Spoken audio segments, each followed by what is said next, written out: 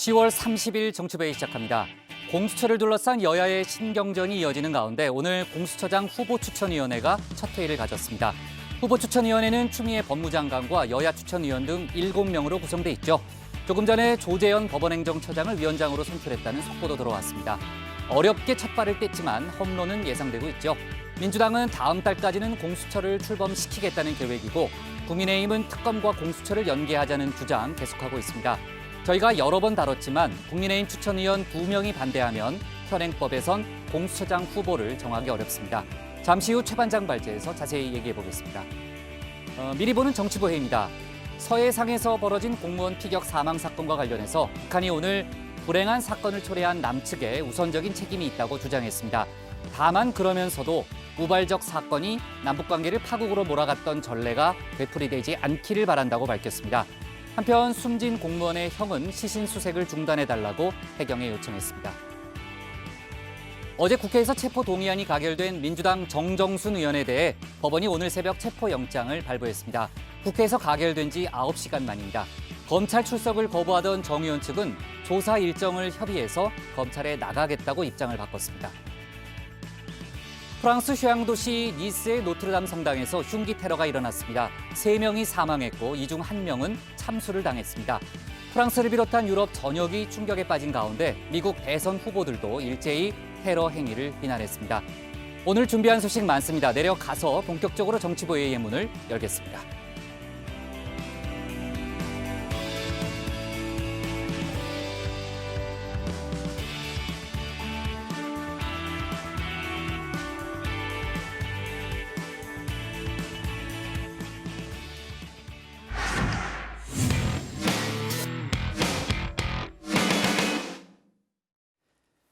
네, 자 본격적인 발제를 하기 전에요. 지금 이제 막 들어온 속보부터 이야기를 하겠습니다. 오늘 조금 전에 이제 방송통신위원회가 방송사업자 MBN에 대해서 방송 전부 업무 정지 처분을 내렸고, 다만 종사자 등의 여러 가지 좀 상황이 있잖아요. 당장 방송 사업을 중단했을 때 생기는 어려움이 있기 때문에 그 6개월 동안만 유예하는 그런 처분을 내렸다고 합니다. 방통위가 좀 더 자세한 설명을 했는데 어떤 내용들이 있어요? 네, 일단 이 MBN이 지난 2011년에 이제 종편 출범 당시 자본금을 모으면서 560억 원 가량을 임직원 명의로 대출을 받아서 이제 차명으로 납입을 해서 이제 문제가 된 겁니다. 이걸 숨기기 위해서 분식 회계를 한 혐의를 받고 있었는데요. 자, 방통위는 이 MBN에 대해서 방송법상 최대 징계인 승인 취소 그리고 6개월 업무 정지 두 가지 방안을 놓고서 징계 수위를 고민해 왔습니다. 네. 이 조금 전에 결과가 나온 것이고요. 이제 처분은 6개월간 방송 전부 업무 정지 처분이 내려졌고, 다만 이 종사자 등을 고려해서 이 처분은 6개월 유예 후에 적용을 하기로 했습니다. 또 방통위는 MBN이 이제 정부와 국민을 기만해서 종편 사업 승인을 받았다라고 했고, 불법 승인 당시에 MBN 대표자를 형사 고발하겠다고 밝혔습니다. 네. 자, 아무튼 이제 그 6개월간 업무 정지라는 강도 높은 처분이 나왔고요. 다만 이제 방송 사업은 계속할 수 있게 되는 이제 그런 상황입니다. 어제인가요? MBN 측에서 사과문을 발표하기도 했죠? 네, 아무래도 오늘 이런 결정을 네. 앞두고 있다 보니까 이제 오너 차원에서 사과문을 냈었는데요. 이 MBN은 종편 채널 승인을 위한 자본금을 모집하는 과정에 이 직원 명의의 차명 납입으로 큰 무리를 빚었다라면서 이 같은 일이 발생한 것에 대해 깊이 반성하며 또 MBN을 사랑해 주신 국민 여러분들께 진심으로 사과드린다라고 밝혔습니다. 그러면서 이번 일에 책임을 지고 이 대표이사를 맡고 있는 장승준 MBN 사장이 경영에서 물러난다라고도 했었는데요. 이 장 사장은 아시다시피 이 장대환 이 매경 미디어 그룹 회장의 아들이기도 합니다. 네. 자, 지금 아마 이제 설명을 하고 있는 모양인데 지금 이제 방송통신위원회가 지금 막 이제 방송사업자 MBN에 대한 이제 처분을 결정을 했고요. 지금 그 내용을 저희가 속보로 다뤄봤습니다. 최 반장은 나가도 돼요, 이제 발제 준비하고요. 좋습니다. 지금 이제 막 들어온 속보를 얘기해봤고요.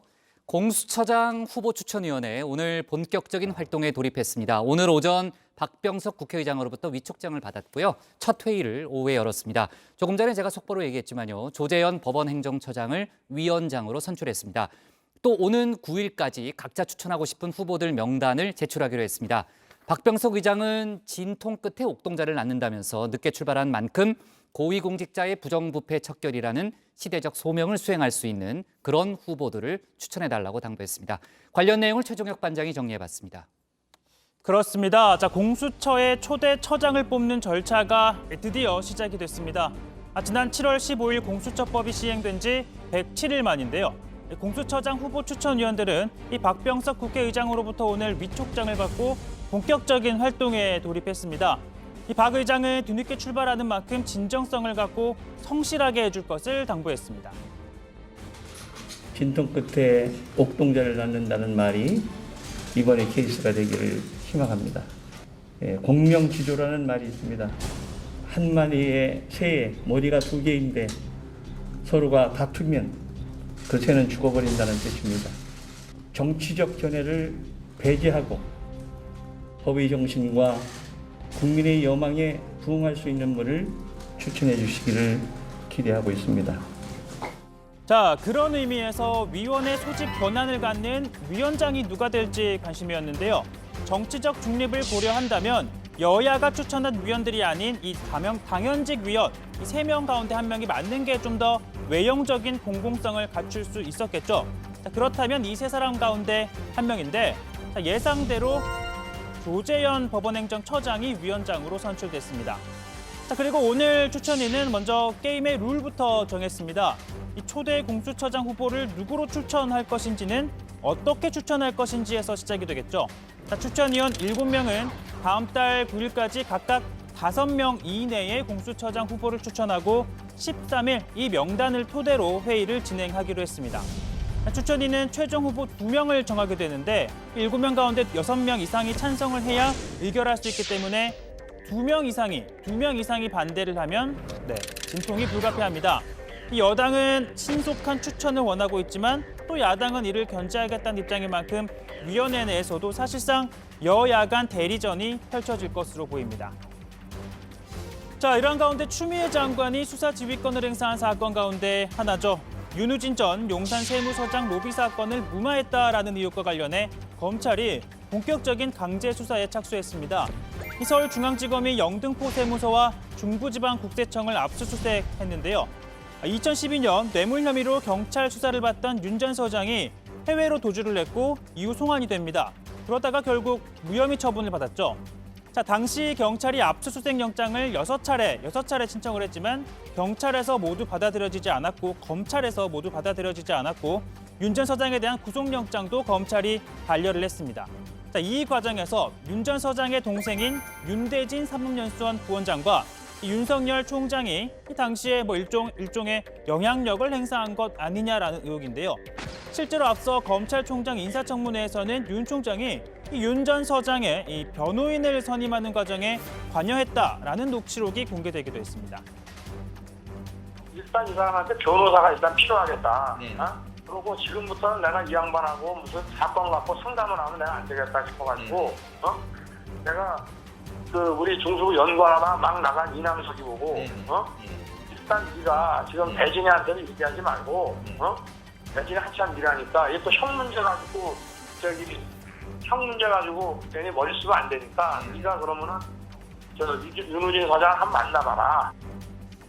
자, 다만 윤석열 총장은 실제로는 윤대진 검사장이 해당 변호사에게 연락을 했던 거긴 한데 이 후배인 윤 검사장이 좀 피해를 볼 수 있다는 생각에 보호를 하기 위해 저렇게 언론에 말을 한 것 같다라고 주장했습니다. 제가 윤우진 대진이를 좀 보호하려고 저렇게 말을 쓸 수 있는데 사실은 이남성이가 대진이 얘기 듣고 했다는 거거든요. 근데 이제 대진이 얘기 듣고 했다는 건데 제가 기자한테는 그렇게 했을 수 있고. 자, 더욱이 당시 민주당 의원들도 이 윤석열 총장은 해당 사건과는 아무런 관련이 없고 만일 사건 처리가 잘못됐다면 그건 윤 총장이 아니라 당시 사건 수사를 지휘한 이 지휘라인에게 책임을 물어야 한다라고 지적한 바 있습니다. 제가 자료를 한 10번은 봤습니다. 그냥 윤석열 후보자하고 아는 사이다 말고는 무슨 근거가 아무것도 없어. 당시에 서울중앙지검장은 지금 자유한국당의 의원으로 계시는 최교일 의원입니다. 당시에 법무부 장관은 황교안 대표입니다. 만약에 그 사건에 대해서 진정 의문이 있다면 증인으로 서야 할 분들은 그분들이다. 이렇게 말씀드리고 싶습니다. 지금은 이렇게 사정이 전혀 바뀐 상황이죠. 자, 이렇게 수사와 함께 법무부는 윤석열 총장이 서울중앙지검장으로 재직하던 당시 옵티머스 사건의 무혐의 처분이 내려진 것에 대한 감찰에도 속도를 내고 있습니다. 관련해 사건 기록을 서울중앙지검에서 넘겨받았고요. 또 감찰 인력을 충원하는 등 법무부와 대검의 합동감찰팀 인선도 마무리가 된 것으로 전해집니다. 자, 검찰 내에선 추미애 장관을 향한 비판의 목소리가 잇따르고 있죠. 바로 이 합동감찰에 대해서는 어제 이복현 대전지검 부장검사가 상의 없이 일선 검사를 차출한 느낌이라며 인사농단 느낌이다라고 주장하기도 했습니다. 또 앞서 이환우 제주지검 검사는 이 검찰개혁의 방향과 추 장관의 수사지휘권 발동에 문제가 있다라는 이런 비판의 글을 올리기도 했죠. 그러자 추미애 장관이 이 검사를 겨냥을 해서 일종의 검찰개혁이 왜 필요한지 알려주는 스스로 커밍아웃을 했다라고 칭하기도 했었는데, 그러자 검찰 내에서는 나도 이환우처럼 커밍아웃 하겠다라는 목소리가 나오기 시작했다고 합니다. 최재만 춘천지검 검사인데요. 이 정부 방침에 순응하지 않거나 이 사건을 원하지 않는 방향으로 처리하지 않는 검사들에 대한 좌천이 이 장관이 생각하는 검찰개혁이라 생각하냐며 추미애 장관을 저격했습니다. 그리고 이 글에는요. 내부 게시판에 100여 개, 150여 개가 넘는 지지 댓글이 함께 달려있다고 합니다. 자, 이렇게 자칫 장관과 일선 검사들의 대립이 격화될 수 있는 상황에서 강기정 전 청와대 정무수석도 거들었는데요. 이 검사들의 나도 커밍아웃, 이게 유행인가라면서 이 작은 검찰개혁에도 극렬히 저항하며 김학의 재판을 보며 무슨 생각을 했을까라고 한 겁니다.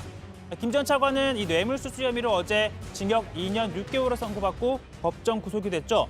그리고 재판부는 이 검사와 스폰서의 관계가 지금 검찰에서 더 존재하지 않는가라는 의미심장한 질문을 던지기도 했습니다.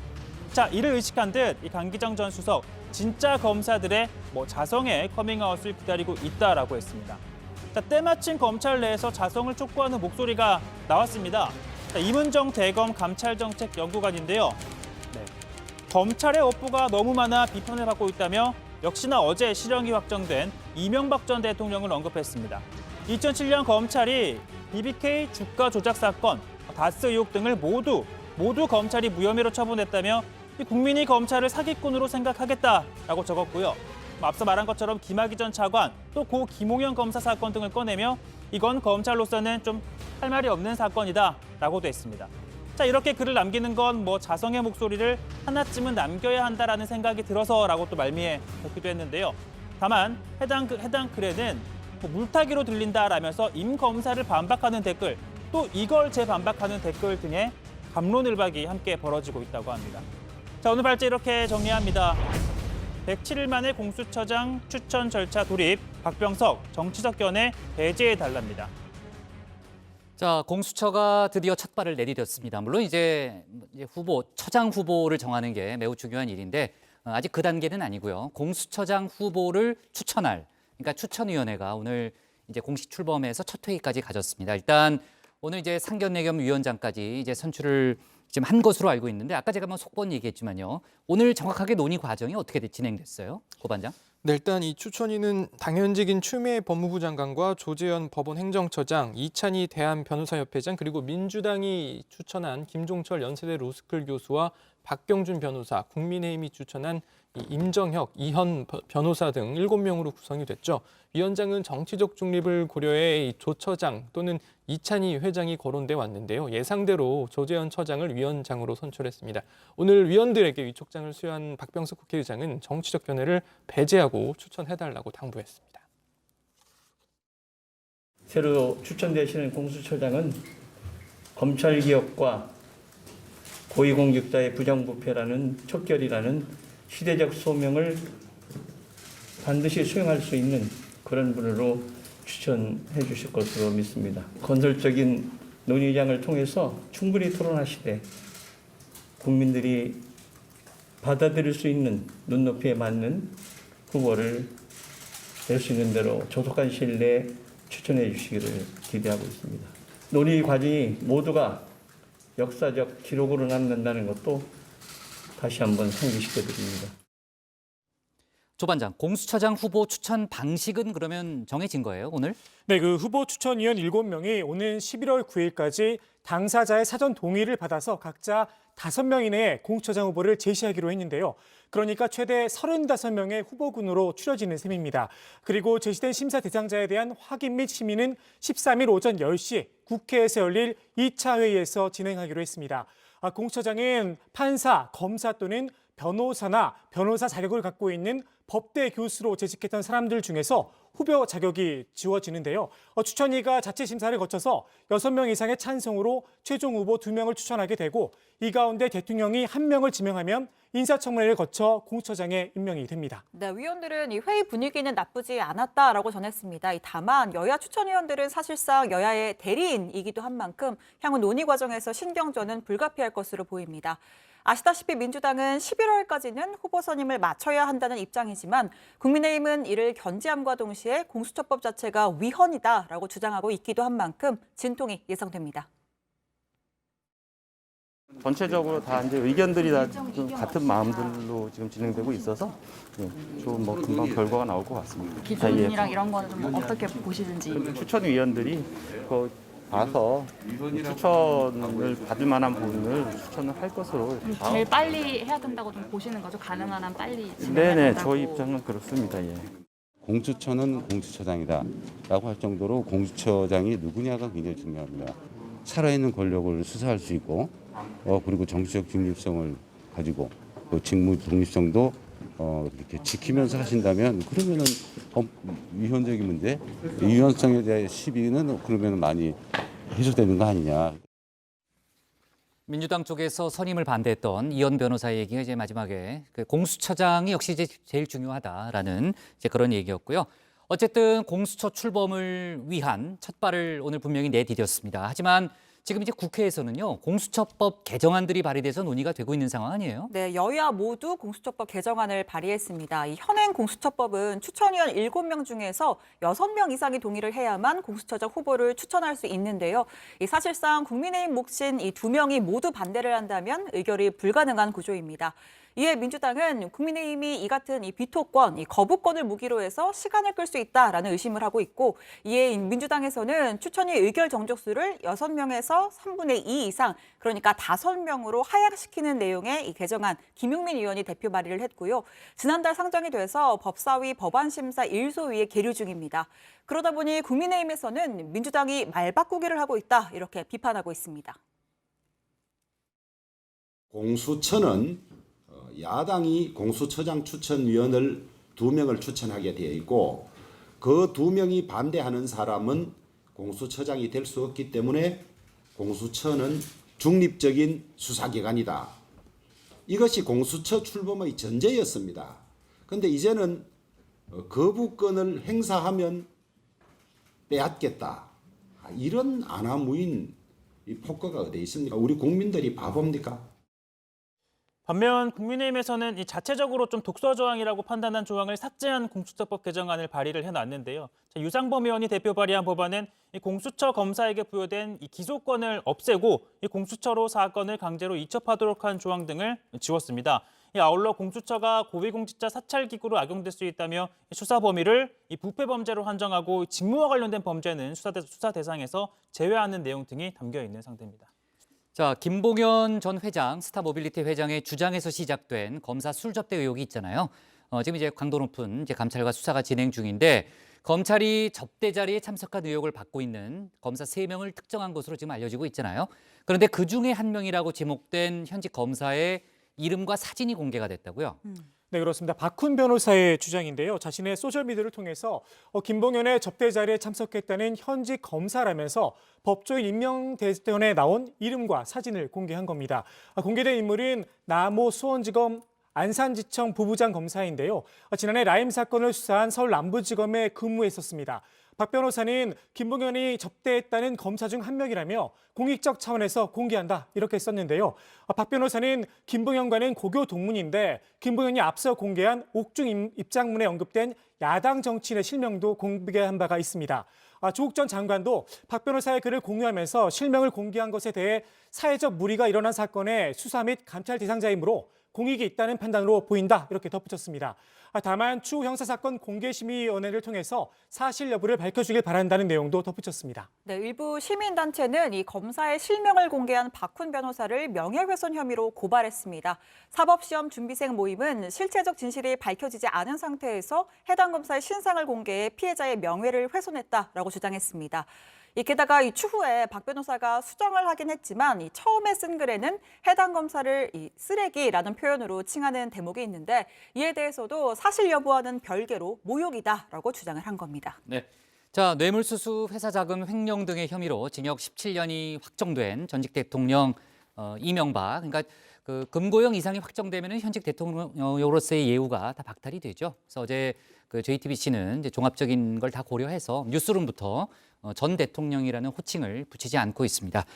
오늘 그 다음 주 월요일에 다시 이제 구치소에 재수감되게 되는데 오늘 병원 진료를 위해서 외출을 했다고요? 네, 일단 오늘 오전 이 논현동 자택을 나서서 서울 종로구에 있는 서울대학병원에서 진료를 받고 장기간 복용할 약을 처방받은 것으로 알려져 있습니다. 1시간 정도 진료를 받은 뒤 집으로 돌아갔다라고 하고요. 어제 징역 17년형이 확정된 다음에 곧바로 형이 집행이 되어야 하지만 이렇게 오늘 병원 진료 등을 이유로 출석 연기를 요청했고 다음 달 2일 이 검찰이 형을 집행하기로 했습니다. 그래서 이날 서울 동부구치소에 다시 수감될 예정인데요. 그동안 구금됐던 1년을 제외하면 잔여 형량은 16년이 됩니다. 자, 앞서 제가 이제 말했지만 금고형 이상의 형이 확정되면 전직 대통령으로서의 예우가 박탈이 되잖아요. 원래 전직 대통령은 병원비도 국가가 지급하는 것으로 제가 알고 있는데 그러면 병원비도 이제 자기가 내야 되는 거예요? 어떻게 되는 거예요? 그렇지는 않습니다. 그렇진 전직 않아요? 대통령 예우에 관한 법률에 따르면 말씀하신 것처럼 전직 대통령은 현직 보수의 95%를 매달 연금으로 받고요. 이 비서관 3명, 운전기사 1명을 둘 수 있습니다. 또 기념사업을 추진한다고 하면 역시 지원받을 수 있고 또 예를 들어 국립묘지에 안장되지 않는다면 이 묘지 관리에 드는 인력, 또 비용도 지원이 가능합니다. 다만 이 탄핵이나 금고형 이상 판결을 받으면 이 같은 예우를 받을 수 없게 되는데 또 역시나 다만 이 경호와 경비, 교통, 통신 및 사무실 제공 등의 지원 그리고 말씀하신 본인 및 가족에 대한 치료는 이 예우가 박탈이 된다고 하더라도 계속해서 지원이 되도록 이 법률상 규정되어 있습니다. 네. 자, 공수처장 후보 추천위원회 오늘 이제 위원장도 정하고 본격적으로 출범을 했죠. 9일까지 최대 35명의 이름을 낼 텐데 제가 보기엔 이제 겹치는 사람들도 많이 있을 거예요. 벌써부터 좀 이름이 거론되는 그런 사람들도 있더라고요. 아무튼 민주당에서 이제 11월까지 공수처 출범 자체를 완료하겠다는 입장이니까 상당히 속도가 빠르게 진행될 것 같고요. 또 국민의힘의 또 반발과 또 이런 것도 좀 있겠죠. 네, 앞으로 속보 잘 챙겨봐야 되겠습니다. 자, 발제 정리하겠습니다. 공수처장 후보 추천이 출범 다음 달 9일까지 후보군 제시로 제목을 잡겠습니다. 다음은 신혜원 반장의 발제를 들어봅니다.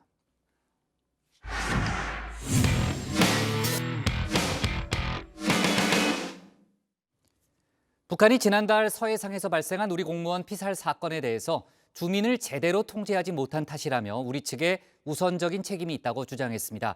또 국민의 힘을 거론하면서 남한의 보수 세력이 이번 사건을 정치적 목적을 달성하기 위한 기회로 만들려 한다 비난했는데요. 관련 소식을 신혜원 반장이 정리해봤습니다. 국무위원장 김정은 동지는 우리 측 수역에서 뜻밖의 불미스러운 일이 발생하여 문재인 대통령과 남녘 동포들에게 커다란 실망감을 더해준 데 대해 대단히 미안하게 생각한다는 뜻을 전하라고 하셨습니다. 특별히 김정은 위원장이 우리 국민들께 대단히 미안하게 생각한다는 뜻을 전해온 것에 대해 각별한 의미로 받아들입니다. 김정은 위원장도 이번 사건을 심각하고 무겁게 여기고 있으며 남북관계가 파탄으로 가지 않기를 바라는 마음을 확인할 수 있습니다. 북측 해상에서 우리 공무원이 총에 맞아 숨지는 사태가 벌어진 뒤 사흘 뒤 북한은 김정은 위원장의 사과가 담긴 통지문을 보내왔습니다. 불미스러운 일, 대단히 미안이라는 표현을 사용해서 이례적으로 유감의 뜻을 밝혔는데요. 다만 소각한 것은 부유물이었다, 시신을 훼손하지 않았다라고 주장했습니다. 또 월북의 무게를 든 우리 정부와 달리 신원 확인조차 제대로 되지 않았다라고 주장했죠. 80m까지 접근하여 신분 확인을 요구하였으나 처음에는 한두 번 대한민국 아무개라고 얼버무리고는 계속 답변을 하지 않았다고 합니다. 두 발의 공포탄을 쏘자 놀라 엎드리면서 정체불명의 대상이 도주할 듯한 상황이 조성되었다고 합니다. 아직 시신조차 발견하지 못한 상황에서 이 사건을 둘러싼 진실 공방과 책임론이 정치권을 뒤덮었습니다. 국방부가 속한 국방위, 해경이 속한 농해수위, 또 외통위 국정감사까지 뜨거운 논쟁이 이어졌습니다. 태우지 않았을 가능성도 열어두는 겁니까? 아니, 저희가 갖고 있는 모든 정보 자산으로 확인했던 것은 그대로입니다. 그대로입니다. 그러니까 그날 국방부 발표에 북한이 시신을 불태우는 만행을 저질렀음을 확인했습니다. 이제 그렇게 발표문에는 그렇게 돼 있고. 근데 그 발표문에서 후퇴를 한 겁니까? 지금은 확인하였다는 저희가 조금 너무 나간 거 아닌가 이런 생각을 합니다. 이게 명예살인이 아니고 뭐예요? 도박빚 있으면은 다 월북합니까? 이 간담회 누가 시켰어요? 청와대 시켰죠, 안보실에서 이거 하라고. 그런 게 없습니다. 물론 없다 그러겠죠. 뭐 사실대로 얘기하겠어요? 오랫동안 월북이라는 부분을 저희들 판단을 했는데 심리적 불안한 여러 가지 경제적으로 어려운 부분이 있어서 본인의 어떤 순간적인 판단으로 그래 하지 않았을까 하는 분석도 있습니다. 그리고 사건 발생 후 한 달이 넘게 지난 오늘 북한이 새로운 입장문을 발표했습니다. 시신을 가족의 품으로 돌려보내주기 위해 최선의 노력을 했지만 안타깝게도 결실을 보지 못했다라고 유감을 표명하면서 앞으로도 필요한 조치를 지속적으로 취해 나가겠다라고 했습니다. 그런데 핵심은 이 대목입니다. 이번 사건을 코로나19로 어느 때보다 긴장하고 있던 시기에 남측이 주민 관리를 못해서 일어난 사건이라고 규정을 하면서 우리 정부의 1차적인 책임을 떠넘긴 겁니다. 자기 측 주민을 제대로 관리 통제하지 못하여 일어난 사건인 것만큼 응당 불행한 사건을 초래한 남측의 우선적인 책임이 있다는 것이 우리의 변함없는 입장이다. 남을 걸고들기 전에 제 주제부터 살펴보는 것이 사리에 맞는 처사일 것이다. 북한은 또 이번 사건은 북한 수역에 불법 침입한 남측 주민에 대한 북한군의 자위적인 조치였고 이 시신 훼손에 대해서도 이 남한 군부에 의해서 이미 진실이 드러났다라고 주장했습니다. 또 남측의 보수 세력이 정치적인 목적을 갖고 의도적으로 논란을 부추겼다면서 보수 패당의 분별 없는 행동이 더 큰 화를 불러올 수 있다라고 경고했습니다. 보수 패당의 분별 없는 처사는 이번 사건을 기회로 남조선 사회에 전례 없는 반공화국 대결과 용공척결의 일대 광풍을 몰아오자는데 그 진위가 있다는 것을 우리가 모르는 바 아니다. 우리가 지금껏 견지하여 온 아량과 선의의 한계점을 또다시 흔들어 놓고 있다. 요약하면 서해 피살 사건은 미안했다. 시신을 못 찾은 건 유감이다. 하지만 이 책임을 따지자면 남한의 우선적인 책임이 있고 이 보수 세력이 계속 문제를 제기하는 건 묵과할 수 없다라는 이야기입니다. 우리 정부가 요구한 이 공동조사에 대해서는 가타부타 언급이 없었습니다. 충분히 노력을 기울였으니 이제 그만 보수 세력의 반발을 무마시키고 마무리하면 남북관계 개선의 여지가 있을 것이다. 이런 메시지로 풀이가 되는데요. 자, 우리 정부 말을 아꼈습니다. 이 국방부와 통일부는 북한의 사실 규명과 해결을 위한 노력이 조속히 이루어지기를 바랍니다. 이를 위해서 남북 간 소통을 위한 군 통신선의 우선적 연결을 촉구한다. 네, 이런 원론적인 입장을 밝혔습니다. 다만 이인영 통일부 장관은 강원도 철원에서 열린 이 DMZ 관련 행사에서 공무원 피격은 유감이지만 당장 할 수 있는 협력은 모색해야 한다며 북한에 손짓을 보냈습니다. 몇 번을 생각해도 참으로 유감스러운 일이 아닐 수 없습니다. 정부로서는 할 수 있는 책임을 끝까지 다할 것이지만 동시에 접경 지역에서의 평화와 협력이 한반도 평화 공존의 출발점이라는 점을 다시 한번 깨닫게 되었습니다. 우리가 당장 할 수 있는 협력을 모색하고 남북 정상 간 합의한 사항들을 함께 실천해 나갈 것을 이 자리를 빌어 북측에도 촉구합니다. 이 북측에 타겟이 된 국민의힘은 정반대의 반응을 보였습니다. 북한이 난데없이 국민의힘을 비난했다면서 전형적인 책임전가, 적반하장식의 태도를 보인다라고 지적했는데요. 이 남측에 우선 책임이 있다고 한 것을 두고도 우리 국방부의 잘못을 지적한 거다라고 주장했습니다. 우리가 북한 말에 일일이 대응할 필요는 없지만은 남쪽에 잘못이 있다면 우리 국방부가 잘못하고 그다음에 군이 잘못했다는 그런 이야기 아니겠어요? 일각에선 북한이 일주일 앞으로 다가온 미국의 대선을 고려해 남북관계 재정비에 나섰다는 관측도 나옵니다. 이 재집권이든 정권 교체든 이 남북 대화를 저해하는 서해 사건 빨리 마무리 짓는 게 향후 미국과의 대화에서도 좋지 않겠냐라는 것 같은데요. 유엔 등 국제사회에서 이 사건이 인권 문제로 다뤄지는 것 역시 북한에게는 부담스러운 대목일 겁니다. 오늘 청와대 발제 이렇게 정리합니다. 북한 서해 사건 남측의 우선 책임, 보수 세력의 경고입니다. 지난달 서해상에서 발생한 우리 공무원 피살 사건에 대해서요. 북한이 한 달 만에 새로 입장문을 냈죠. 국회 국정감사에서 이제 이 사건을 놓고 상당히 정치적 공방이 거셌잖아요. 이제 북한의 오늘 이제 입장문을 보면은 일단 기본적인 책임은 우리한테 있고 또 보수 세력이 이거를 정치적으로 악용하고 있다. 이런 주장인 거죠.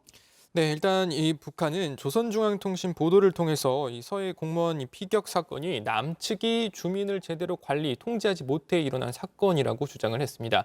남측에 우리나라의 우선적인 책임이 있다라는 건데요. 앞서 북한은 이 씨가 월북 의사를 밝히지 않았다라고 주장을 했고요. 또 시신 훼손에 대해서도 부인을 했었는데요. 이번에도 같은 입장을 되풀이했습니다. 네. 고 반장님 목이 좀 아픈 모양이죠, 그죠? 목이 좀 안 좋죠? 조금 안 좋습니다. 네. 울거나 그런 건 아니죠? 아니죠. 네, 좋아요. 네, 조 반장님 뭐 얘기하다 말았잖아요. 네. 또 북한의 남한의 보수 세력이 이 사건을 반북 대결의 기회로 삼고 있다고도 비난을 했습니다. 이미 사건 전말을 알려주고 미안한 마음도 전했지만 남측이 선의를 모독하고 동족 사이 대결을 극대화하려고 있다 이런 주장인데요. 특히 국민의힘 등 보수 세력이 계속 만행, 인권 유린을 언급하며 동족을 헛듣고 있다 이렇게 비난을 했습니다. 최근 이 사건이 유엔 총회에서 논의되는 등 국제 문제로 확대되는 상황에 대해서도 강한 불쾌감을 드러냈는데요. 다만 우발적 사건이 남북 관계를 파국으로 몰아갔던 전례가 다시는 되풀이되지 않길 바란다면서 남북 대화의 여지는 남겼습니다. 우리 정부도 이제 사실 규명을 위한 노력이 이루어져야 한다. 그러니까 소통을 위해서 군 통신선을 다시 복원해야 한다. 이런 주장을 또 했죠. 그리고 어젠가요? 북한이 서훈 국가안보실장의 방미를 두고서도 미국의 비위를 맞추려 한다. 어떻게 보면 좀 원색적인 그런 발언도 했는데 아까 이제 신 반장도 그렇게 분석했지만 지금 이제 미국 대선이 일주일도 안 남았잖아요. 이제 바로 다음 주기 때문에 북한이 남북 관계 관련한 여러 가지 사안에 대해서 목소리도 내고 또 정리할 거 있으면 정리도 하는 그런 단계가 아닌가 싶은 그런 분석도 가능합니다. 자, 국회 상황을 좀 살펴보면요. 이제 문재인 대통령 국회 시정연설 때 주호영 국민의힘 원내대표에 대한 이제 몸수색 논란이 있었죠. 이제 결국 그 뭐 사과를 수용하는 이제 그런 선에서 마무리는 됐는데 얼추 국민의힘이 또 새로운 주장을 했죠. 새로운 문제 제기를 한 거는 국회 본회의장에 무장 경호원이 투입됐다 그런 부분인 거죠. 네, 뭐 그러한 주장인 건데요. 이 김성원 국민의힘 원내수석 부대표가 이 청와대 경호처가 무례배처럼 국회 경내를 휩쓸고 지나간 것도 모자라 권총 무장을 하고 이 민의회 현장엔 국회 본회의장에 있었다는 사실을 파악했다라고 주장을 한 겁니다. 이 관련해 국회 경호기획관실에도 문의를 했는데요. 이 역대 대통령 국회 행사 시 총기류는 협의 대상이 아니었다. 이 청와대 경호처가 당일 국회 반입 총기류 정보를 미제출했다라는 답변을 했다고 하는데요. 이를 두고 과잉 경호라고 문제 제기를 한 겁니다. 신성한 의사당 안에 의원들을 못 믿어서 그런지 모르겠습니다만은 들어올 수는 없고 그게 국회 사무처가 본회의장 안에 무기 반입을 협의해서 허용한 것이라면 차후에는 그런 일이 절대 있어서는 안 될 거라고 생각합니다. 청와대 쪽에서는 전혀 문제될 게 없다는 그런 입장인 거죠? 네, 청와대는 뭐 법으로 규정이 된 사항이다라는 게 청와대 입장인데요. 이 강민석 청와대 대변인은 이 대통령 경호처는 이 대통령 등의 경호에 관한 법률 제19조에 따라 경호 행사장에서 어떠한 위협에도 대처하기 위해 무기를 휴대하고 임무를 수행한다라면서요. 이는 청와대에서 열리는 행사에서도 마찬가지이며 해외 행사에서도 예외는 없다라고 덧붙였습니다. 자, 오늘 국회 운영위 상황을 좀 짚어볼게요. 어제는 이제 청와대 대상 국정감사는 이제 일주일간 연기가 됐는데 오늘 또 국회 운영위 국감이 있었습니다. 국가인권위원회하고 또 국회 사무처를 대상으로 국감이 진행이 됐는데 인권위원장을 상대로 해서요. 고 박원순 서울시장의 성추행 의혹을 이제 야당 의원들이 이제 질의하는 과정에서 좀 이제 여야 간의 공방이 상당히 뜨거웠다면서요. 네, 정확하게는 이 성추행 의혹에 대한 묘사를 하는 대목을 두고 여야 간의 소란이 벌어진 겁니다. 국민의힘 김정재 의원이 최영애 인권위원장을 향해서 관련 질의를 하는 과정에서 무릎에 입술을 맞추는 등의 신체 접촉이 있었다라는 표현을 썼는데요. 자, 이걸 두고 민주당 의원 측에서 강한 항의가 쏟아진 겁니다. 이 당시 상황을 잠깐 보시겠습니다.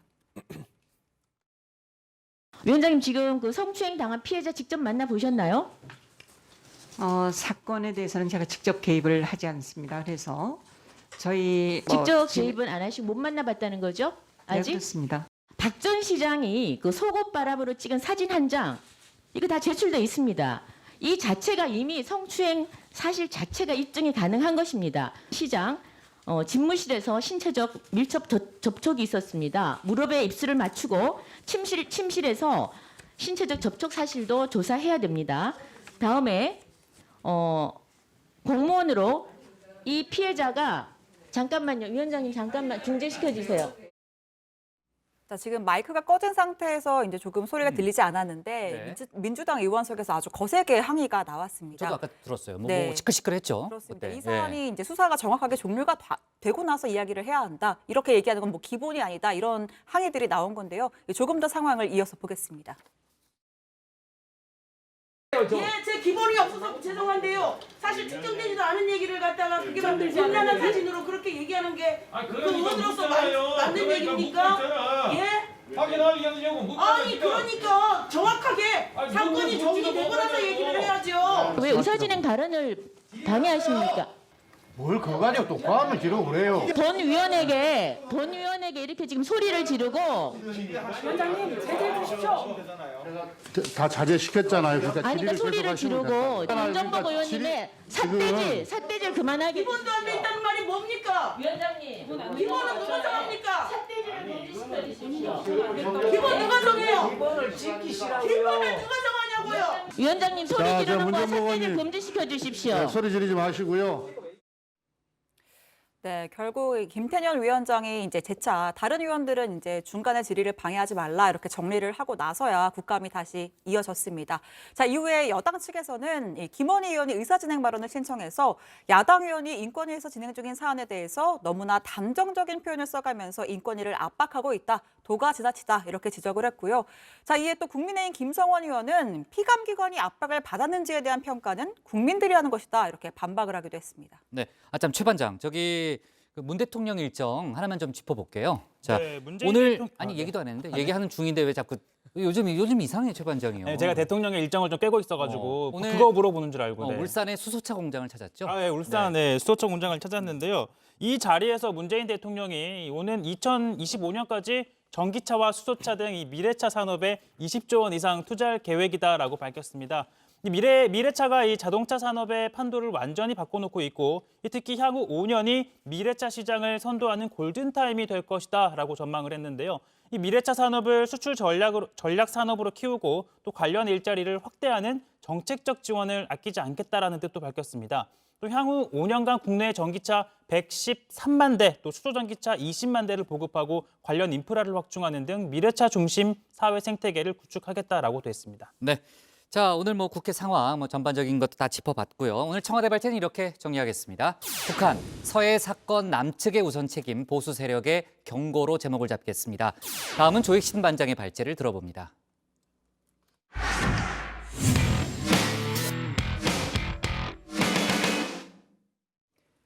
민주당이 내년 서울시장과 부산시장 보궐선거에 후보를 내기로 사실상 내부 방침을 정했죠. 어제 이낙연 대표가 직접 공식적인 입장을 내놨습니다. 문제는 당헌 당규인데요. 선출직 공직자가 중대한 잘못으로 직위를 상실할 경우 후보자를 내지 못하도록 돼 있기 때문입니다. 결국 이번 주말 전 당원 투표에 붙여서 당헌 당규를 고치기로 했는데 당장 야당의 반발은 거세게 나오고 있습니다. 관련 내용을 조익신 반장이 정리해봤습니다.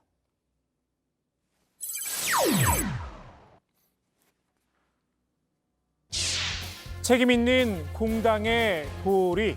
더불어민주당이 내년 서울시장과 부산시장 보궐선거 공천 여부를 전 당원 투표에 붙이기로 했죠.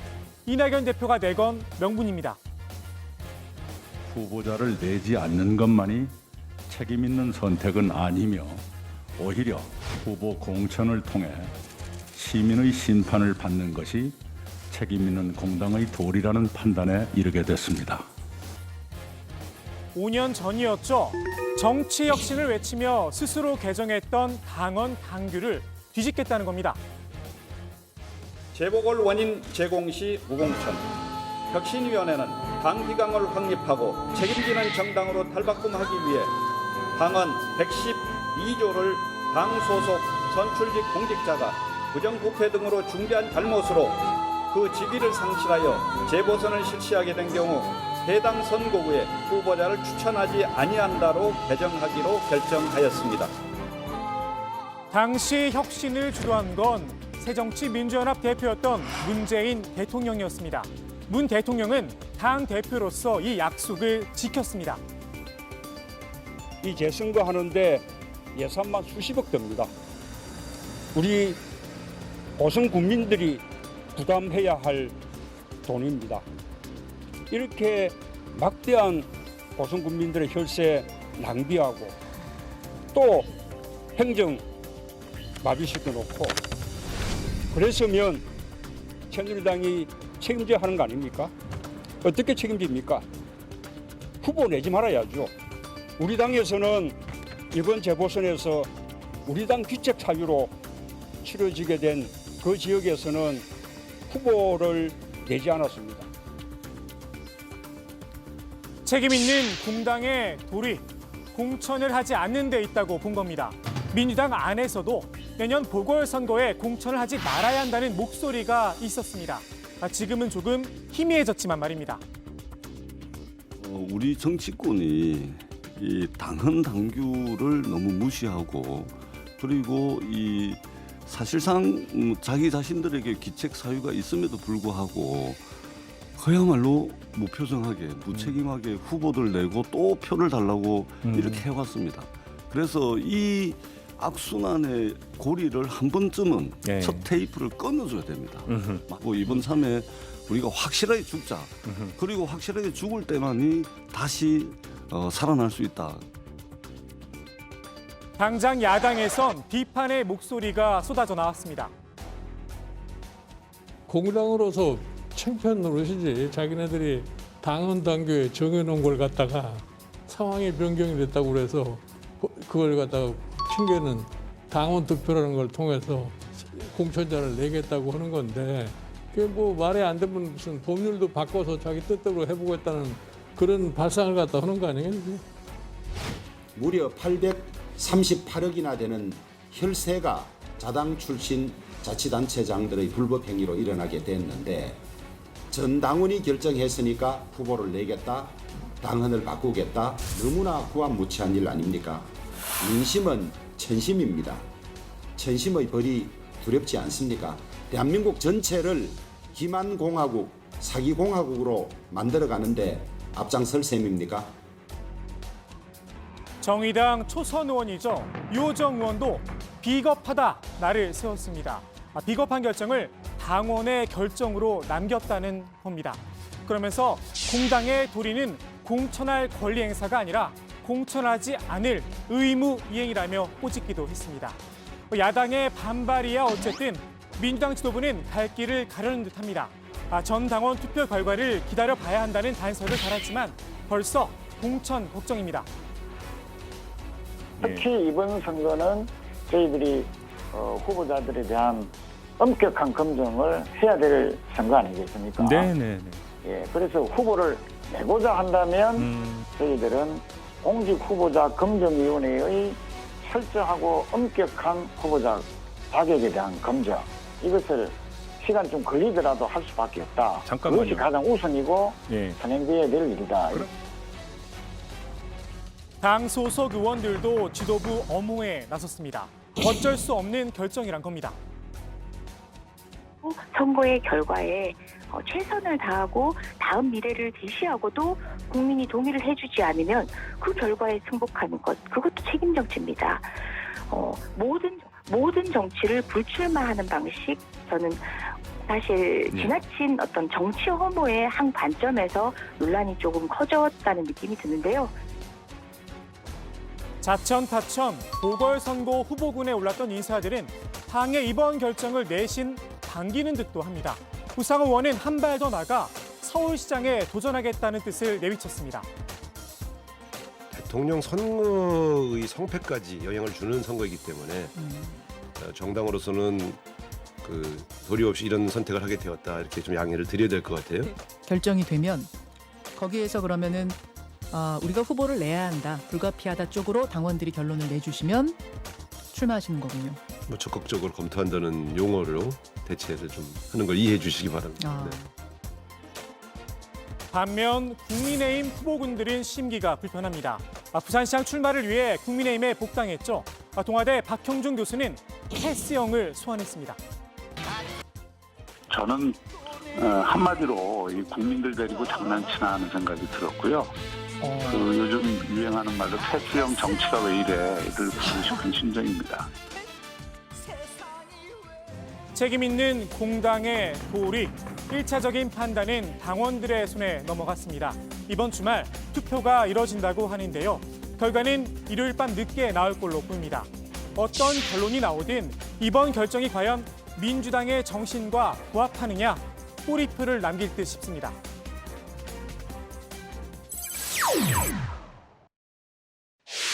국회의원 정정순 체포 동의안은 가결되었음을 선포합니다. 어제 더불어민주당 정정순 의원의 체포 동의안이 가결됐죠. 법원이 어제 자정쯤 체포 동의안을 발부했는데요. 동의안 처리부터 영장 발부까지 9시간 만에 절차를 마무리했습니다. 검찰이 강제로 신병을 확보할 수 있게 된 건데요. 변수가 하나 생겼습니다. 정 의원이 뒤늦게 자진 출두하겠다는 뜻을 밝힌 겁니다. 국회의원님들의 선택을 존중하고 앞으로 성실히 따르도록 하겠습니다. 아마 강제로 체포되는 모양새는 피하고 싶었던 모양인데요. 가지 않은 길을 가겠다고 호언하더니 이제와 너무 멀리 갔다는 생각이 들었나 봅니다. 검찰 입장에선 고민이 됐을 싶습니다. 국회의원이 스스로 나오겠다는데 영장을 집행하는 건 부담이겠죠. 결국 정 의원이 내일 공개 출석하는 걸로 정리가 됐습니다. 어렵게 받아낸 체포영장, 결국 무용지물이 됐는데요. 검찰도 법원도 국회도 괜한 공력만 낭비한 셈입니다. 현재 정 의원의 회계부정 의혹과 연루돼 재판을 받거나 재판을 앞두고 있는 지역 인사만 7명이라고 하는데요. 정 의원을 향한 지역 여론은 싸늘합니다. 청주 시민의 분노를 조금이나마 줄이기 바란다. 청주에 치욕을 안겼다. 비판이 나왔습니다. 정 의원은 이번 21대 국회에 처음으로 입성한 초선 의원입니다. 당선 직후 지역 언론에 이런 각오를 밝히기도 했는데요. 국회의원 특권을 없애고 일하는 국회를 만들어야 한다는 게 평소의 생각이라면서 국회의원 소환제 입법에 찬성한다고 이미 공약을 했다, 이렇게 밝혔습니다. 그러면서 국회의원들은 말로만 할 게 아니라 진심으로 국민을 무서워야 한다는 말도 덧붙였습니다. 국회의원 소환제란 말이 눈에 띕니다. 열린민주당이 21대 국회 1호 공약으로 내걸기도 했었죠. 최강욱 대표님, 좀 분발해 주셨으면 합니다. 오늘 국회 발제 이렇게 정리합니다. 보궐선거 공천, 전당원 투표, 이낙연, 공당의 도리, 유호정, 비겁하다. 네. 자, 민주당이 이제 이번 주말 전당원 투표를 통해서 당원 당규 개정 방안을 이제 논의하는데 지금으로서는 최 반장, 개정 가능성이 높다는 쪽으로 많이 이제 의견이 기울죠. 네, 이게 지난번 총선 때도 비슷한 사례가 있었는데요. 네. 이 민주당이 이 비례위성정당에 반대를 하다가 당시 이 미래통합당이 미래한국당을 창당하자 입장을 뒤집은 거죠. 당시에도 전 당원 투표를 명분으로 삼았었는데 74.1%의 찬성 의견을 확보해 위성정당인 더불어시민당을 창당한 바 있습니다. 네. 자, 민주당이 이제 내년 서울시장과 부산시장 보궐선거에 후보를 내기로 사실상 방향을 정하면서, 물론 이제 좀 더 지켜봐야 되겠지만요. 그동안 출마를 저울질해 왔던 후보군들의 움직임 상당히 빨라지겠죠? 네, 내년 보궐선거 결과 자체가 이 차기 대선에도 영향을 끼칠 수밖에 없다라는 게 정치권의 중론인데요. 그 때문에 중량급 있는 인사들의 출마설이 끊이질 않고 있습니다. 인구 1,000만을 책임지는 수도 서울의 주장이죠. 사실상 대선 전초전이란 이야기까지 나오는데 서울시장 자리를 놓고 중량감 있는 인사들의 이름이 오르내리고 있습니다.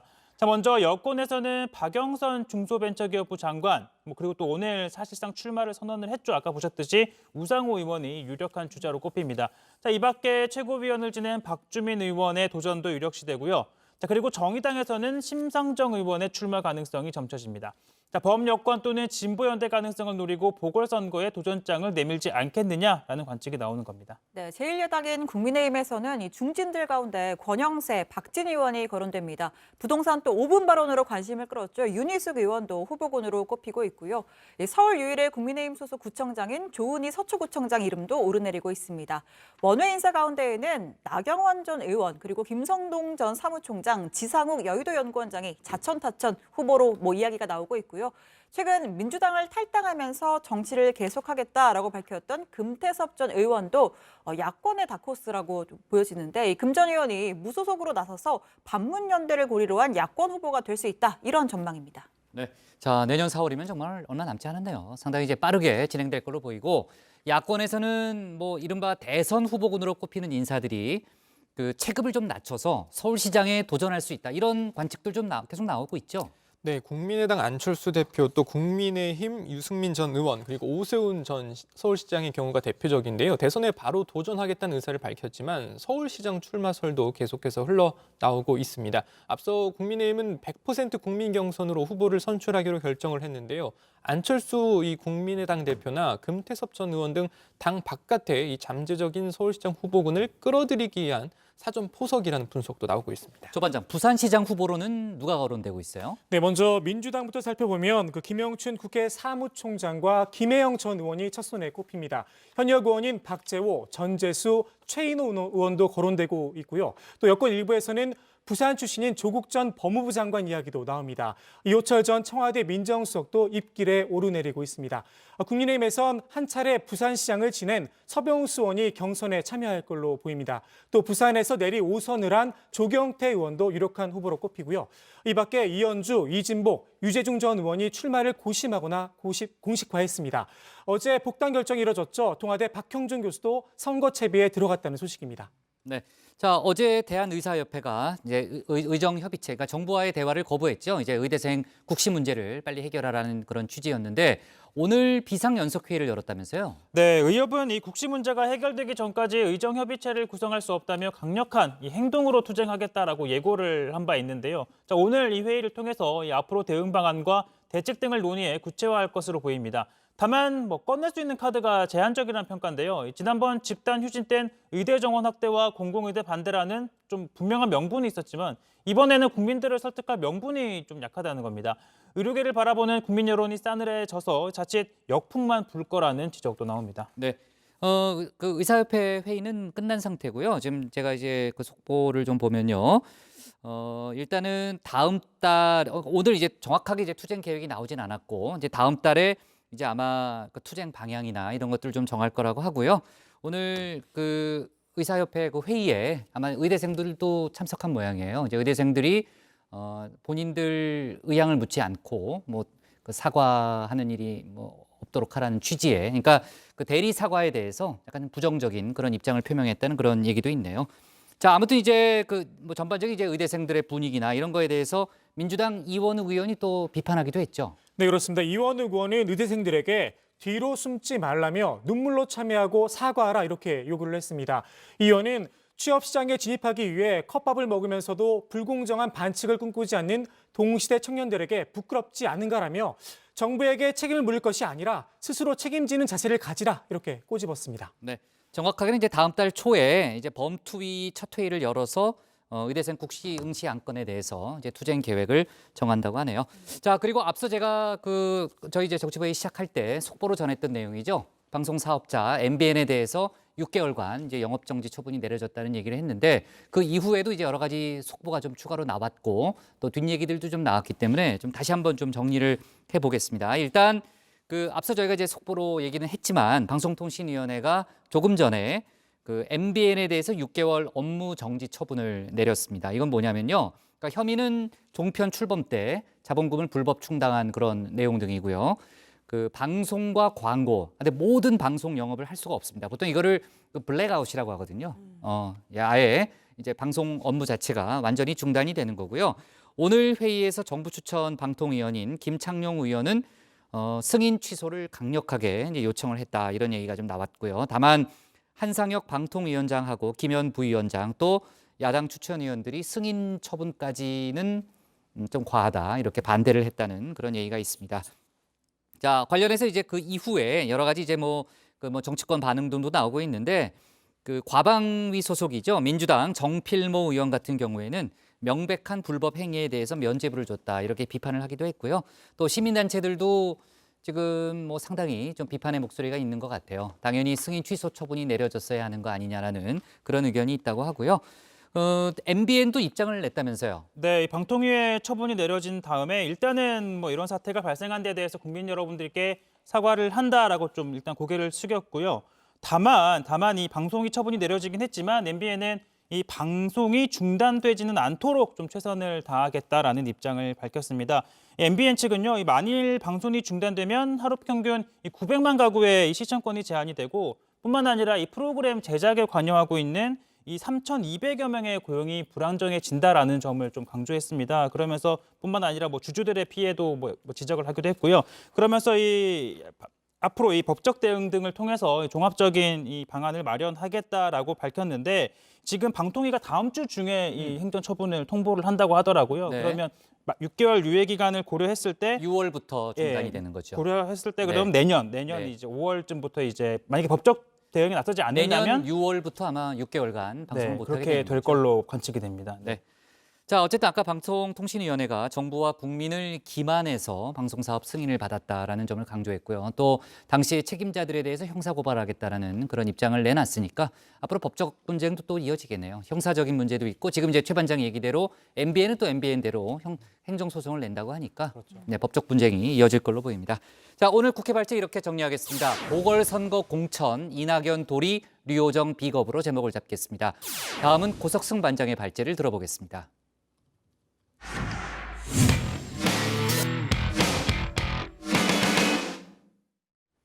프랑스 남부의 휴양 도시죠. 니스에서 참혹한 테러가 벌어졌습니다. 한 20대 청년이 노트르담 대성당에 들어가서 무차별적으로 흉기를 휘둘러 3명이 사망했습니다. 참수된 사람도 있었죠.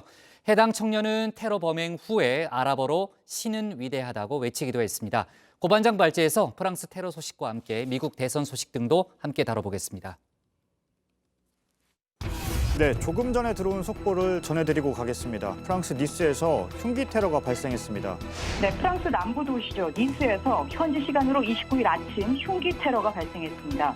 용의자는 공격 직후 경찰에 붙잡혔는데 아랍어로 신은 가장 위대하다고 계속 외친 걸로 전해졌습니다. 네, 프랑스 니스에서 또 테러가 발생했습니다. 튀니지 출신의 이슬람 극단주의자로 추정이 되는 20대 남성이 노트르담 대성당에 들어가서 흉기를 휘둘러 3명이 사망한 겁니다. 성당에 기도를 하러 왔던 시민들과 성당을 지키는 이 직원 등이 희생됐습니다. S'agissant du bilan de cette attaque, 3 victimes sont décédées. Les corps de 2 personnes ont été retrouvés à l'intérieur de la basilique.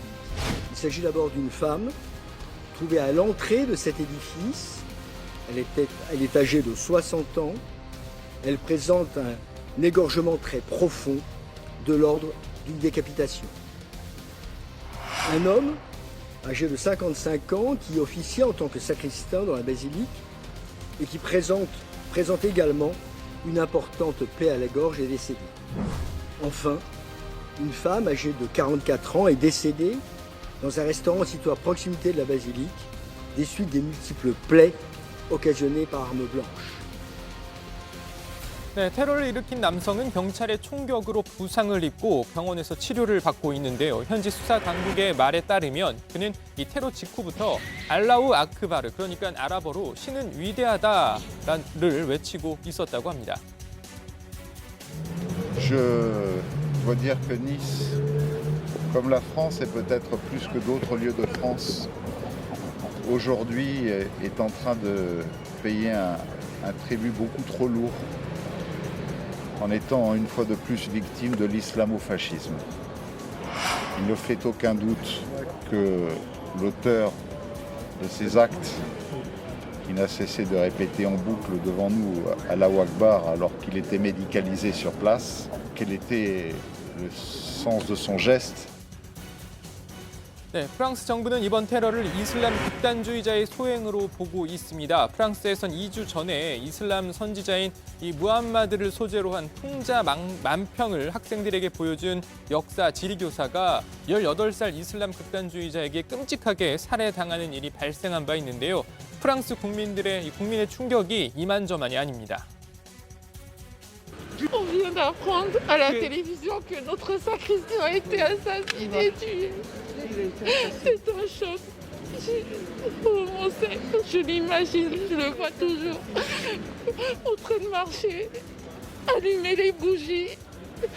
Et là, on me dit qu'il n'est plus. 네, 특히 프랑스 니스는 지난 2016년 이슬람 극단주의자가 트럭을 몰고 불꽃놀이를 구경하던 군중을 향해 돌진해 무려 86명이 사망하는 테러가 났던 곳이기도 한데요. 이번 테러 현장을 찾은 마크롱 프랑스 대통령은 절대 굴복하지 않을 것이라고 강조했습니다. Si nous sommes attaqués, une fois encore, c'est pour les valeurs qui sont les nôtres, pour notre goût de la liberté. Pour cette possibilité sur notre sol de croire librement et de ne céder à aucun esprit de terreur. Et je le dis avec beaucoup de clarté une fois encore aujourd'hui, nous n'y céderons rien. 네, 프랑스는 최근 이슬람 국가들과 신경전을 벌여왔는데요. 무함마드를 풍자한 만평 등을 두고 논란이 일자 표현의 자유라는 입장을 내세운 프랑스와 이슬람 모독이라고 주장하는 이슬람 국가들이 팽팽히 맞선 겁니다. 이슬람 국가인 터키의 에르도안 대통령은 최근 마크롱 프랑스 대통령 등을 향해 유럽 지도자들은 파시스트라며 비난을 가하기도 했습니다. Adeta bunlar Haçlı Seferi yeniden başlatmak istiyorlar. Ve tüm zamanlara şeref veren Peygamber Efendimiz'e yapılan saldırılara samimiyetle karşı durmak bizim şeref meselemizdir. 네, 전 세계 이슬람 국가들을 중심으로 해서 프랑스에 항의를 하는 시위까지 이어졌는데요. 자, 이 보고 계신 영상은 방글라데시 수도 다카에서 최근 열린 반프랑스 시위 모습입니다. আজ তারা সারা বিশ্বের কাছে নিন্দিত হয়েছে। ইসলামী ঐক্যজোট এর পক্ষ থেকে তীব্র নিন্দা জানাচ্ছে। আমরা বলতে চাই, যদি ম্যাক্রন বিশ্বনবীর ব্যঙ্গচিত্রকে এবং ব্যঙ্গাত্মক অবস্থা থেকে সরে না আসে, সারা বিশ্ব থেকে তাদেরকে বয়কট করা হবে ইনশাআল্লাহ। 네, 이번 니스 노트르담 성당 테러는 이런 신경전 와중에 벌어진 건데요. 자칫 서방 국가와 이슬람 국가 사이의 문화 충돌로 이어지는 것 아니냐는 우려도 나오고 있습니다. 일단 유럽 그리고 세계 각국에서 테러를 규탄하는 성명을 내놨는데요. 프랑스와 각을 세웠던 이슬람 국가들도 이번 테러를 한 목소리로 비판했습니다. 이란 외무부 장관은 자신의 트위터에 니스에서의 테러 공격을 강력히 규탄한다라고 밝혔고요. 사우디아라비아 외무부도 모든 종교와 인간의 믿음, 상식에 반해 극단주의자들이 벌이는 어떤 행동도 철저히 거부한다라고 강조했습니다. 에르도안 대통령이 직접 나서 프랑스를 비판해왔던 터키도 외무부 성명을 통해 테러와 폭력에 맞서는 프랑스 국민과 연대하겠다라는 입장을 밝혔습니다. 자, 대선 경쟁이 한창인 트럼프 미국 대통령과 바이든 민주당 대통령 후보도 테러 규탄 성명을 각각 냈습니다. 트럼프 대통령은 우리의 마음은 프랑스 사람들과 함께 있다. 미국은 이 싸움 속에서 우리의 가장 오랜 동맹과 함께 서 있다라고 강조했고요. 바이든 후보는 프랑스 국민을 위해 기도하고 있다. 바이든 해리스 정부는 모든 형태의 극단주의자들의 폭력을 막기 위해 우리의 동맹 그리고 파트너들과 협력할 것이다 라고 말했습니다. 자, 국내외 코로나19 상황도 알아보죠. 일단 국내 코로나19 신규 환자 오늘 0시 기준으로 114명입니다. 자, 이 사흘 연속 세 자릿수입니다. 어제는 이 지역 발생만으로 100명이 넘었는데요. 오늘은 조금 줄어서 93명입니다. 수도권 그중에서도 서울에서 환자가 가장 많이 나왔는데요. 47명이고요. 경기 23명 그리고 인천 2명 등 수도권에서만 72명이 나왔습니다. 수도권을 중심으로 최근에 감염 확산세가 여전히 진정되지 않고 있습니다. 이번 주는 국내 발생이 90명 전후로 발생하고 있고 수도권은 70명 내외, 비수도권은 20명 내외로 나타나는 등 지난주에 비해 전반적으로 증가 추이를 보이고 있습니다. 네, 학교와 직장 그리고 지인 모임, 식당과 사우나 등에서 전파가 이어지고 있습니다. 이번 주말은 집에서 가족들과 생활 방역을 준수하면서 보내시는 것도 좋을 것 같습니다. 자, 해외 상황도 잠깐 알아보죠. 미국은요, 1일 신규 확진 환자가 8만 명이 넘게 나왔다는 소식을 전해드린 게 얼마 되지도 않았는데 이제 하루에 9만 명이 넘는 신규 환자가 나오고 있습니다. 어제 기준으로 9만 1,500여 명의 환자가 나왔고요. 인도에서도 4만 9천여 명의 환자가 새로 나왔습니다. 전국적인 봉쇄령을 내린 프랑스에서도 4만 7,600여 명의 환자가 나왔고 이탈리아와 브라질에서도 각각 2만 6천여 명의 환자가 나왔습니다. 그리고 스페인과 영국, 벨기에에서도 2만 명이 넘는 신규 환자가 나왔습니다. 코로나19가 정말 걷잡을 수 없이 퍼지고 있는데요. 유럽 각국이 고강도의 봉쇄 정책을 실시하기로 한 만큼 확산세가 진정될 수 있을지 지켜봐야 할 것 같습니다. 관련 이야기는 들어가서 좀 더 해보죠. 일단 오늘 발제 이렇게 정리합니다. 프랑스 니스서 또 테러, 성당서 흉기 휘둘러 3명 사망. 네, 미국과 유럽에서 정말 코로나 확산세가 아주 좀 대단한 것 같고요. 유럽의 이제 봉쇄 조치가 지금 계속해서 이어지고 있기 때문에 세계 경제에도 또다시 이제 먹구름이 몰려오고 있다. 이런 얘기들 좀 많이 하네요. 네. 자, 벌써 4년 전이죠. 그러니까 프랑스 니스에서 트럭 테러가 발생했고 그때 충격, 그때 뭐 사회적인 파장 저희도 생생히 기억하고 있는데 또 극단주의 테러가 발생했네요. 네, 그렇습니다. 프랑스 남부 휴양 도시 니스는 코로나19 사태 이전까지만 해도 프랑스 사람들은 물론이고 전 세계에서 많은 관광객들이 찾았던 곳인데요. 자, 2016년 끔찍한 테러가 있었습니다. 2016년 7월 14일 프랑스 대혁명 기념일을 맞아 니스 유명 해변 산책로에서 불꽃놀이가 펼쳐졌는데요. 이를 구경하려던 관광객들과 시민들에게 대형 트럭이 돌진했던 겁니다. 트럭이 무차별적으로 달리면서 무려 86명이 희생이 됐고요. 430여 명이 다쳤습니다. 트럭을 몰았던 범인은 튀니지 출신 이슬람 극단주의자로 알려졌는데요. 테러 직후 IS가 자신들이 배후라고 자처하기도 했습니다. 네, 공교롭게도 이번 성당 흉기 테러의 범인 역시 튀니지 출신 이슬람 극단주의자로 알려졌는데요. 범인은 오전 8시 29분 성당에 들어가서 30분 정도 흉기를 휘둘렀고 안타깝게도 3명이 희생이 된 겁니다. 현지 수사 당국에 따르면 이 해당 범인은 테러 직후에 알라우 아크바르, 그러니까 아랍어로 신은 위대하다를 외쳤다고 하는데요. 테러 직후에 출동한 경찰의 총격으로 부상을 입고 병원에서 치료를 받고 있는 중이라고 합니다. 신 반장, 세계 각국이 이번 테러를 규탄하는 상황이죠? 그렇습니다. 일단 미국에서는 대선 경쟁이 한창인 트럼프 대통령과 이 바이든 민주당 후보가 테러 규탄 성명을 각각 냈습니다. 트럼프 대통령은 우리의 마음은 프랑스 사람들과 함께 있다. 미국은 이 싸움 속에서 우리의 가장 오랜 동맹과 함께 서 있다라고 강조했습니다. 바이든 후보는 프랑스 국민을 위해 기도하고 있다. 바이든 해리스 정부는 모든 형태의 극단주의자들의 폭력을 막기 위해 우리의 동맹 그리고 파트너들과 협력할 것이다 라고 강조했습니다. 호주의 모리슨 총리도 테러 공격은 비열하고 수치스러운 일이다. 개인과 가족에 대한 공격일 뿐만 아니라 자유에 대한 공격이다라고 강조했습니다. 참, 우리 정부도 규탄 성명을 낸 상태죠? 네, 그렇습니다. 우리 정부도 외교부 논평을 통해서 테러를 강력히 규탄하며 희생자와 유가족에게 깊은 위로를 전한다라고 밝혔습니다. 외교부는 또 테러는 어떠한 경우에도 정당화될 수 없는 반인륜적인 행위로서 반드시 근절돼야 한다는 것이 우리 정부의 확고한 입장이다라고도 덧붙였습니다. 최근에 이제 프랑스하고 이슬람 국가들 사이에 사이가 굉장히 안 좋았잖아요. 터키 같은 경우에는 대통령이 직접 나서서 정말 프랑스를 맹 비난하는 그런 일도 있었는데 이거는 정말 반인륜적인 그런 테러 아니겠습니까? 이번 테러에 대해서만큼은 한 목소리로 비난을 하고 있는 거죠. 네, 이란 외무장관은요, 이 자신의 트위터를 통해서 니스에서의 테러 공격을 강력히 규탄한다. 이성과 사리 분별이 혐오 발언과 도발, 폭력의 악순환을 대체해야 한다라고 밝혔고요. 또 사우디아라비아 외무부도 이 모든 종교와 인간의 믿음, 이 상식에 반해 이 극단주의자들이 벌이는 어떤 행동도 철저히 거부한다라고 강조했습니다. 이 요르단 외무부도 이 종교와 인권의 가치와 원칙에 부합하지 않고 안정과 안전을 흔들려는 목적의 모든 범죄를 비판한다라는 입장을 밝혔는데요. 에르도안 대통령이 직접 나서서 이 프랑스를 강하게 비판해왔던 터키도 이 외무부 성명을 통해 이 테러와 폭력에 맞서는 프랑스 국민과 연대하겠다라는 입장을 밝혔습니다. 네.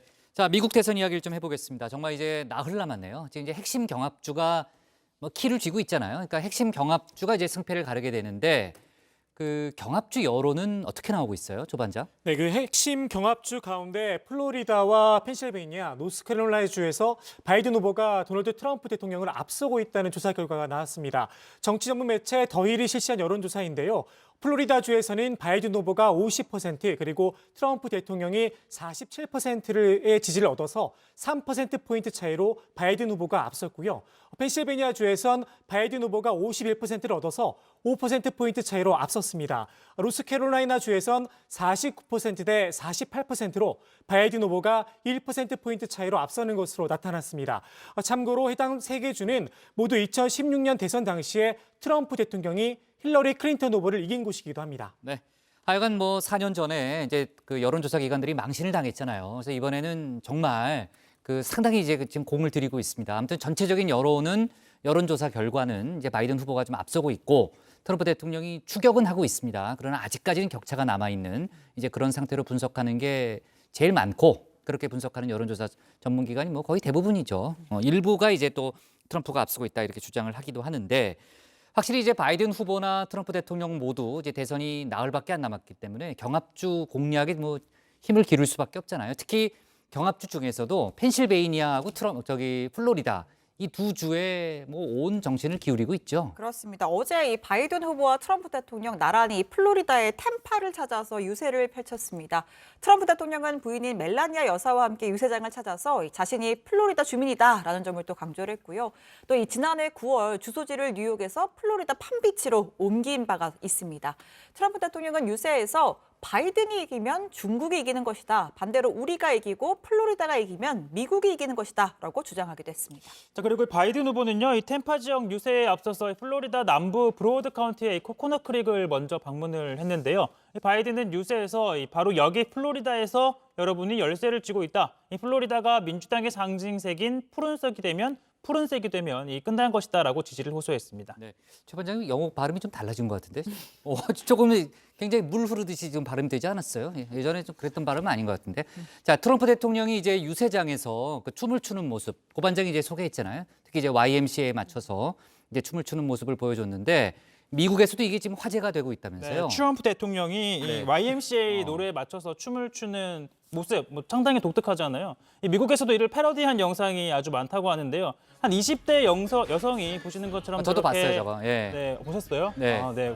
트럼프 가끔 저렇게 하시던데. 네. 네, 동영상 공유 앱 계정에 트럼프 춤을 따라하는 영상을 올렸다가 해명을 하는 일도 있었습니다. 이 내용인즉슨 해당 여성이 올린 영상이 인기를 끌자 트럼프 대통령의 딸 이방카 트럼프 백악관 고문이 자신의 소셜미디어 계정에 이 영상을 올리면서 마음에 든다라고 한 겁니다. 이 졸지에 트럼프 대통령을 홍보하는 영상이 된 건데요. 그러자 이 해당 여성이 언론 인터뷰를 통해 그냥 사람들을 웃기고 싶었을 뿐이다라고 해명을 했습니다. 그러니까 지지하지 않는다는 거죠? 네. 그렇게 해석이 되고요. 자, 이번 선거에서는 트럼프 대통령을 지지하지도 않고 바이든 후보를 뽑을 예정이었다고 합니다. 네. 근데 조금 전에 이제 트럼프 대통령의 춤은 처음 보는 춤 같은데? 저 전에 소개했던 춤이에요? 아니, 다 소개했던 춤이었어요. 아, 그래요? 예. 팔 이렇게 하고 그러지 않았어요? 전에 춤출 때는? 저거 처음 보는 춤인 것 같은데? 아니에요? 했었어요, 분명히? 아니, 나왔었던. 그래요? 춤. 알았어요. 네. 고반장을 믿어야죠. 자, 오늘 기사 제목 이렇게 정리하겠습니다. 프랑스 니스 서도 테러, 성당서 흉기 휘둘러 3명 사망으로 제목을 잡겠습니다.